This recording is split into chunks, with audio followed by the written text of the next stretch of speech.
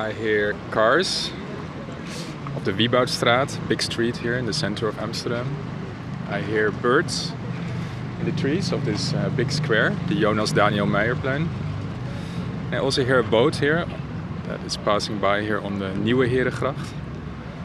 And that's where I wanted to bring you today, the Nieuwe Herengracht. One of the canals, one of the famous canals of Amsterdam, one of the latest sections that have been constructed, hence the name Nieuw.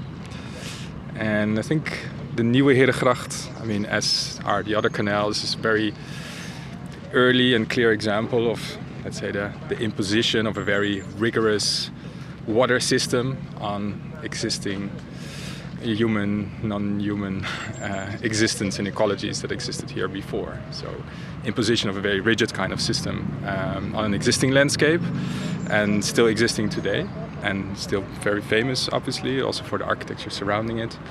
But this is also, Nieuwe Herengracht, this specific spot is also the place where the annual Canal Parade takes place. Let's say the most famous moment of the annual Gay Pride taking place here in Amsterdam. And I think this specific part of it is also a very interesting site that is being contested all the time.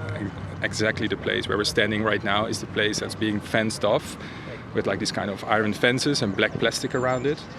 So the super yachts can like dock here and they have the kind of private kind of viewing position on the Gay Pride or on the Canal Parade. And on the other side is the place where the protests take place.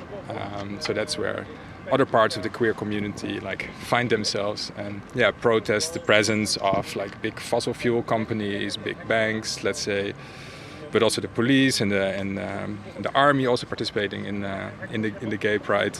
So it's also still a site of contestation, so to say. So I think this is a water body that has a lot of stories and histories, forms of contestation around it. So that's why I wanted to bring you here today. My research as part of the Rhine River rehearsal is about both straightening and queering water bodies. So historically a lot of water bodies have been straightened. So a lot of rivers, for example, historically being these kind of meandering, wildly meandering kind of rivers going in all directions, these kind of open, fluid floodplains, these wetlands with like very unclear demarcations between land and water.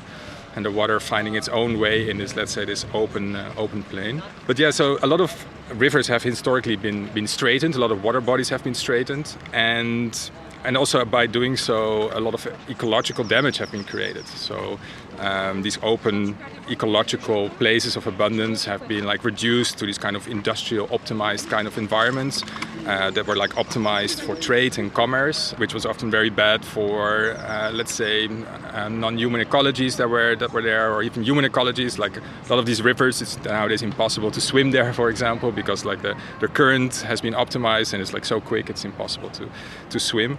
So I've been looking at like this kind of straightening and the impact of it, but also at queering. So maybe how can we reimagine these kind of a river landscape? How can it be done differently? Can we reimagine these kind of riverine landscapes as something that is more fluid and open, and also allowing different kind of human and non-human ecologies to be connected, to find resonance and to relate to it. And so it's both this kind of straightening and queering that has been very important in my research. What I think is interesting about this place that there is also this straightening and this queering is happening, right? So it's the historical straightening of the original kind of wetlands surrounding Amsterdam that have been straightened into this like very rigid canal, so to say. But there is also like the queering taking place, like the queer community, like since over the last 20 years, like using this water body as a site for visibility and acceptance and struggle and resistance even.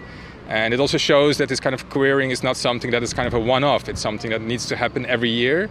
And even in the act of queering that happens at that time, there is still like a struggle going on. Some people privatizing it for their own kind of pleasure and visibility, and other people like bringing their own ideas in. And these kind of contestation still needs to happen. So the queering as an ongoing process. So that's how this specific place connects to this broader research on straightening and queering of water bodies that maybe you can find in places around the world. maybe I would like to focus on this idea of water as a place for contestation. I also have to think of a collective or a movement I'm involved in. It's called Queers for Climate. It's, let's say, the queer segment of the climate movement, and it's one of the slogans is like there's no pride on a flooded planet, right?